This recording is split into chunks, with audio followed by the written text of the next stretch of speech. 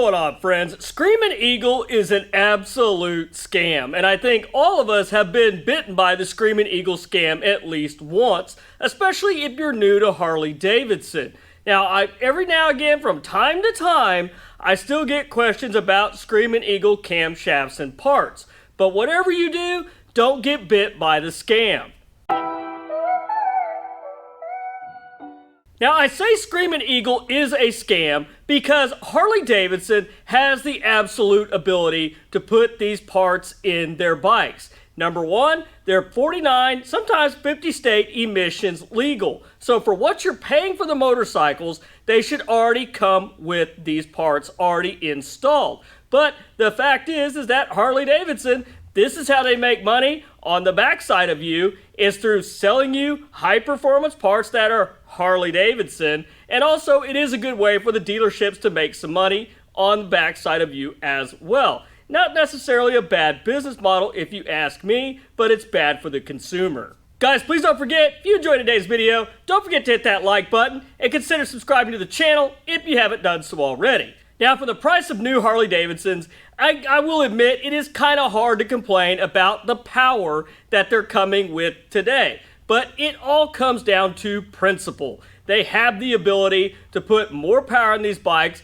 and give you a little bit more for your money. But they don't do it. They hold it out here over your head and say, oh yeah, come on by the parts counter. Here, meet our service manager. We can get your bike up to this. We can make it do that. We can do all kinds of things with it. Now, if you buy a brand new bike stock, especially for what you're paying, when it comes to Harley-Davidson, they should already come with these parts installed. Instead, if you're looking at a camshaft, you might be looking at another $2,500 to get it installed, tuned, and out the door. Now, don't get me wrong, Screamin Eagle parts absolutely do have their place. You have some folks that just want to keep it all Harley-Davidson. They only want to use Harley-Davidson parts. That's fine. That's a personal choice. Maybe somebody only trusts the dealership with their motorcycle. I know there's guys out there, and if you're one of them that only trusts the dealership with your Harley-Davidson, let me know in the comments. But Screamin Eagle parts do have their benefit. They are convenient to have put in your motorcycle. You can have the dealer do the work. If it's a brand new bike, you can add it on top of the warranty, or you get a 1-year parts and labor warranty if you have it installed on any other motorcycle. Granted, if it's probably within 10 years old, because a lot of places won't work on bikes over 10 years old, being dealerships.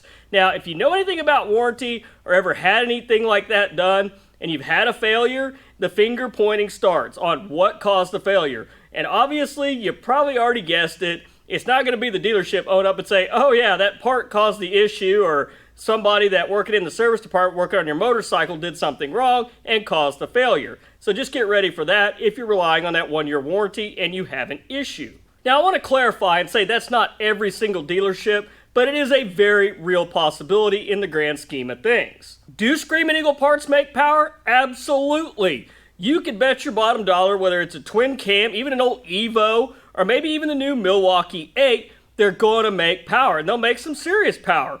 Don't get me wrong, any Harley that's been built up with a lot of Screamin Eagle Performance parts, stage kits, anything like that, it ain't going to be no slouch. You won't be disappointed with it, but where I have an issue with Screamin Eagle parts is there's a better way to go about this. And the better way to go about this is that you get absolutely more power per dollar, more value per dollar by going with the aftermarket outside of Harley-Davidson.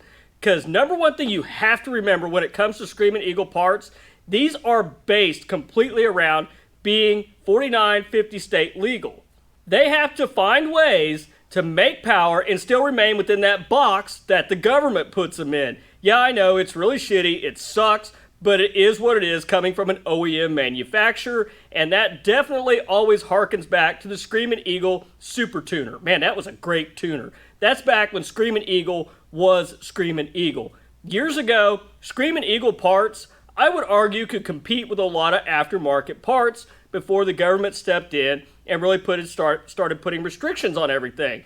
I'll be honest with you guys, I miss the days of the old Screamin Eagle parts catalog where you had the race parts catalog, all the high-end hot stuff in there. You could buy all kinds of things for the V-Rod, for the twin cam, Harley-Davidson was into drag racing, all kinds of stuff.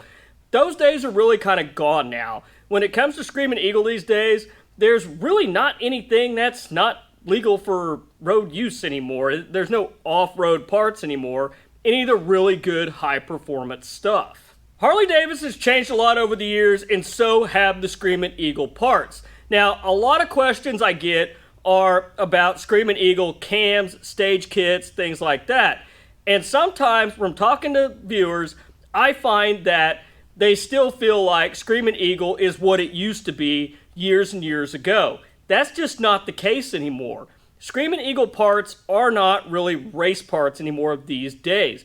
They've been basically homologated for the street, meaning that they kind of took the race parts and they've dumbed them down a little bit to make more power, but as I mentioned, they have to stay emissions legal to be able to sell them with the new stuff. And honestly, I'm really kind of surprised you can still get kits and a lot of parts for the twin cams directly from Harley-Davidson out of the Screamin Eagle catalog still to this day. That kind of surprises me a little bit, but they're basically a little bit grandfathered in. Now on the flip side of that, we're getting to the point where a lot of twin cam engines are over 10 years old, so you can still buy the parts, but good luck finding a dealer that's going to install them for you unless you want to take them to an independent shop. But at the same time, some people only trust a dealer to do that work. And if you have an independent shop or somebody that's not affiliated with Harley-Davidson install the parts, you don't get the 1-year parts and labor warranty that comes with it. So you're automatically pretty much on your own without any warranty. So just something to think about if you're looking for Screamin Eagle parts for a bike that's over 10 years old. Ask a lot of questions before you order them and put your hard-earned money down on that, only to find out you're left high and dry. Now, as I mentioned, Screamin Eagle parts will make more power, but they are an absolute scam when you get down to it. Yes, you're getting more power, but they're scamming you out of a lot of money to do it. For example, the Milwaukee 8 Stage 4 kits for the 107s, 114s. Those are pretty good power numbers when you look at it, but that is an absolute monstrosity of work to do. When you do a Stage 4 kit, it almost becomes unfeasible once you add in all the labor costs to that because they basically have to disassemble the entire engine. At that point, you're almost in the ballpark of just getting you a high-end Harley-Davidson crate motor at that point because the labor cost on an engine swap is a lot cheaper than basically rebuilding your existing engine. Now, at the same time, you could get a 114, 107 hop-up kit, Stage 4, whatever you want to do through Screamin Eagle, but at the end of the day, you could have just done a wood cam swap in there, a WM8 22XE. That thing is laying down about the horsepower and torque, maybe sometimes with the proper tuning, in a lot of cases, a little more than what a Stage 4 kit could ever even dream of. Now, if you wanted to spend the money on the Stage 4 kit, and sell the cam on eBay or wherever and go back with a wood cam in there, now that's a little different story.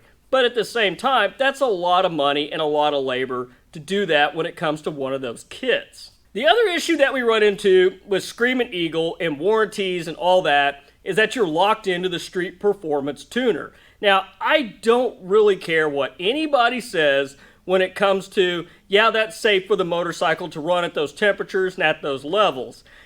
I'm sorry, the air-fuel ratios that the EPA is making us run these bikes at now to be street legal and compliant, it's too hot, period, end of story. I have seen too many cases where people will go, get a street tuner, put it on there, they're already out $400 or $500, plus you got to buy the cables, they go through all this, they tune their bike with it, yeah, they're alright, it's decently happy with it, but you turn around and you put a can tune off a Power Vision on that thing, and everybody's like, man, what a difference, this and that. You're actually putting some fuel in the bike. You're giving it what it needs. You're cooling it down a little more. That is what they're designed to run at. Air-cooled engines, I don't care how many fins you have or oil coolers, you just can't run them at those high, very high lean ratios like that. It's not good for them. Everybody on the channel, I think, pretty much is aware of that by now. Hell, we learned that with the twin cam in the 96, when they went fuel injected. They were leaner than shit. Now, will a Milwaukee 8 tolerate it better than a twin cam? Absolutely, but in my opinion, it's still not great for it. So if you bought a brand new bike or you're still under warranty, throw some slip-ons on it, enjoy a little bit of sound, And if you don't mind giving up the warranty, the hell with it. Go ahead and go to the aftermarket. But don't waste your money on Screamin Eagle parts. It's an absolute scam. You're getting less value and power per dollar than you do at the aftermarket, bottom line at the end of the day. But yeah, guys, let me know your opinions down in the comments. If any of you guys ever got into the little Screamin Eagle circle, bought a lot of the Screamin Eagle parts, maybe even done a stage kit, let me know your opinions on that down in the comments. I'm really curious to know, did it make a lot of power, and were you happy with it? But anyhow, guys, that's all I've got for you this week. If you enjoyed today's video, don't forget to hit that like button, and consider subscribing to the channel if you haven't done so already. But till next week, guys, you stay safe on the streets, ride smart, dodge those cars, and I'll catch you guys back here next week with a brand new video. Thanks for watching.